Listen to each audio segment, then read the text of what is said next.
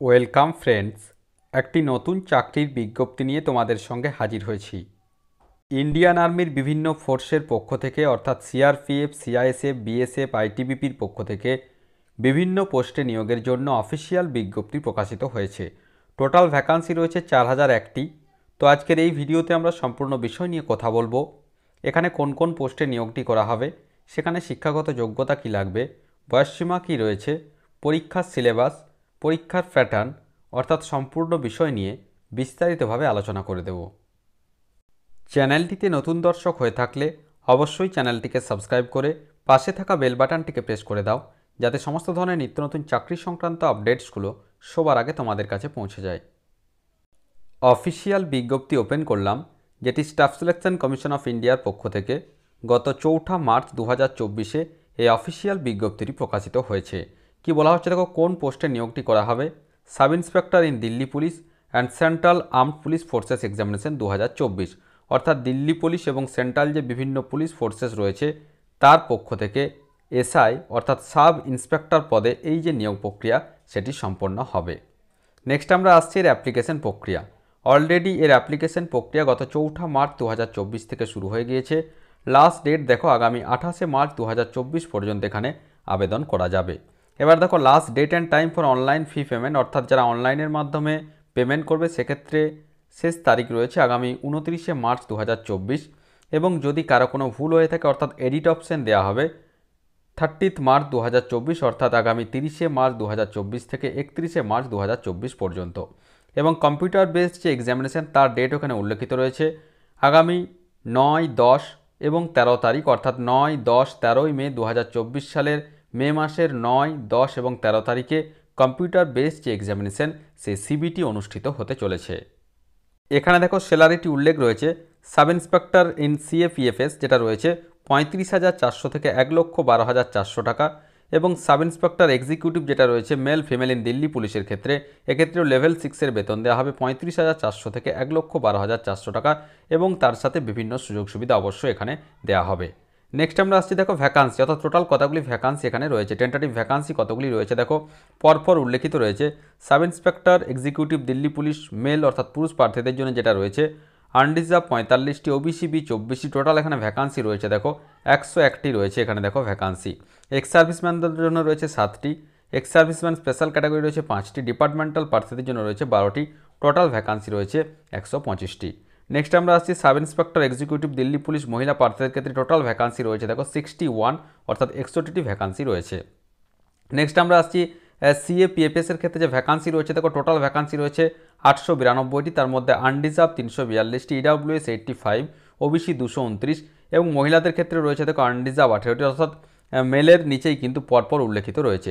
সিআইএসএফের ক্ষেত্রে ভ্যাকান্সি রয়েছে 1597টি, সিআরপিএফ রয়েছে 1172টি, আইটিবিপি রয়েছে 278টি, এসএসবি রয়েছে 62টি, টোটাল 4001 অর্থাৎ 4001টি ভ্যাকান্সিতে এই যে এসআই নিয়োগ প্রক্রিয়া অর্থাৎ সাব ইন্সপেক্টর নিয়োগ প্রক্রিয়া সেটি কিন্তু সম্পন্ন করতে চলেছে স্টাফ সিলেকশন কমিশন।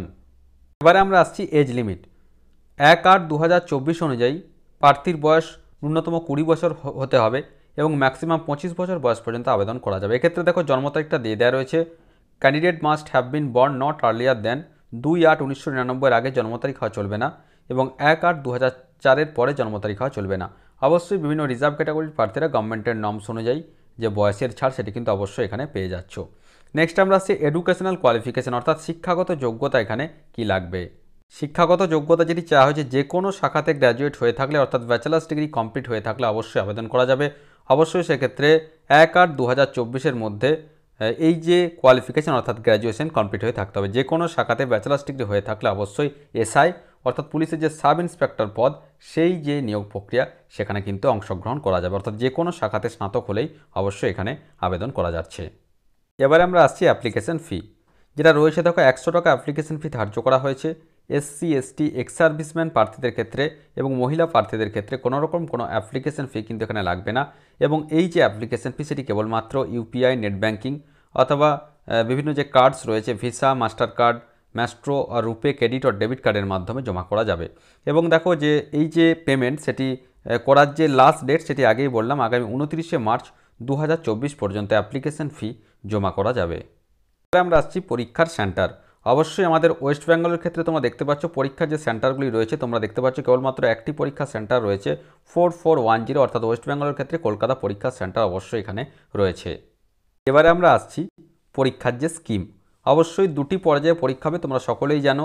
সেটা ওয়েস্ট বেঙ্গল এসআইয়ের ক্ষেত্রেও হয়, প্রথমে পেপার 1 এবং পেপার 2। তো পেপার 1-এ যেটা থাকবে দেখো, পার্ট 1-এ থাকছে জেনারেল ইন্টেলিজেন্স এবং রিজনিংয়ের উপর 50টি প্রশ্ন 50 নাম্বার, জেনারেল নলেজ এবং জেনারেল অ্যাওয়ারনেসের উপর 50টি প্রশ্ন 50 নাম্বার, কোয়ান্টিটেটিভ অ্যাপটিটিউডের জন্য 50টি প্রশ্ন 50 নাম্বার, ইংলিশ কম্প্রিহেনশন 50টি প্রশ্ন 50 নাম্বার।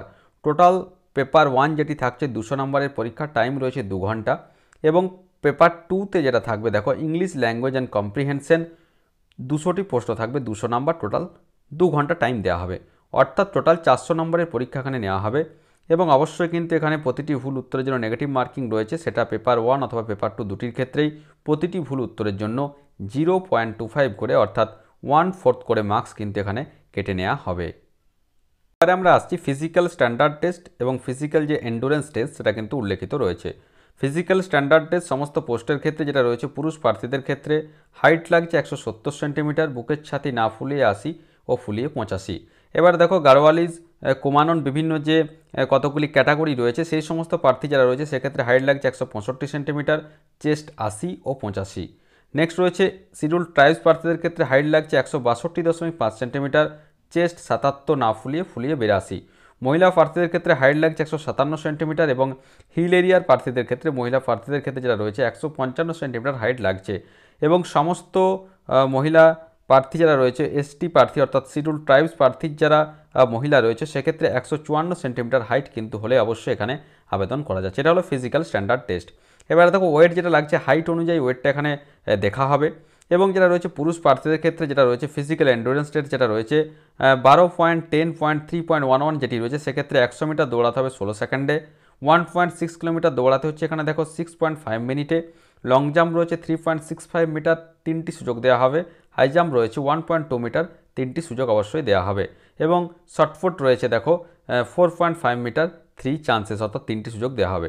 মহিলা প্রার্থীদের ক্ষেত্রে 100 মিটার দৌড়াতে হচ্ছে 18 সেকেন্ডে, 800 মিটার দৌড়াতে হচ্ছে 4 মিনিটে, লং জাম্প রয়েছে 2.7 মিটার, হাই জাম্প রয়েছে 0.9 মিটার। অর্থাৎ ফিজিক্যাল এন্ডুরেন্স টেস্টটা কিন্তু পরপর এখানে উল্লেখিত রয়েছে। সবশেষে যেটা হবে মেডিকেল এক্সামিনেশন, অর্থাৎ এখানে দিয়ে দেওয়া রয়েছে all the candidates who qualify in paper 2 will be medically examined by medical officer of the CFEFS or any other medical officer. অর্থাৎ মেডিকেল এক্সামিনেশনের মাধ্যমে কিন্তু অবশ্যই যে ফাইনাল সিলেকশন প্রসিডিওর সেটি কিন্তু অবশ্যই সম্পন্ন করা হবে। এখানে দেখো ডিটেল যে সিলেবাস সেটাও দিয়ে দেওয়া রয়েছে, জেনারেল ইন্টেলিজেন্স এবং রিজনিংয়ের উপর কোন কোন বিষয়ের উপর প্রশ্ন হবে সেটিও দিয়ে দেওয়া রয়েছে, general knowledge, general awareness, quantitative aptitude, অর্থাৎ সমস্ত যে সাবজেক্টটা রয়েছে অর্থাৎ যে সিলেবাসটা রয়েছে সেটা কিন্তু পরপর এখানে উল্লেখিত রয়েছে। অবশ্যই এই ভিডিও ডেসক্রিপশন বক্সে অফিসিয়াল নোটিফিকেশনের লিঙ্ক দেওয়া থাকবে, সেখান থেকে ডাউনলোড করে তোমরা কিন্তু অবশ্যই এই যে সিলেবাস সেই সিলেবাস তোমরা দেখে নিতে পারবে। তো আশা করি সমস্ত বিষয়টা বোঝা গেছে। যাদের নির্দিষ্ট শিক্ষাগত যোগ্যতা রয়েছে তারা অবশ্যই আগামী 28শে মার্চ 2024-এর মধ্যে পজিটিভলি ফর্ম ফিল আপ করে নিতে পারবে। এরপরেও যদি কারো কোনো প্রশ্ন থাকে অবশ্যই আমাকে কমেন্ট করে কমেন্ট বক্সে জানাবে, আমি যথাসাধ্য উত্তর দেওয়ার চেষ্টা করব। আর ভিডিওটি ভালো লাগলে অবশ্যই একটি লাইক, শেয়ার ও কমেন্ট করতে ভুলো না। ধন্যবাদ।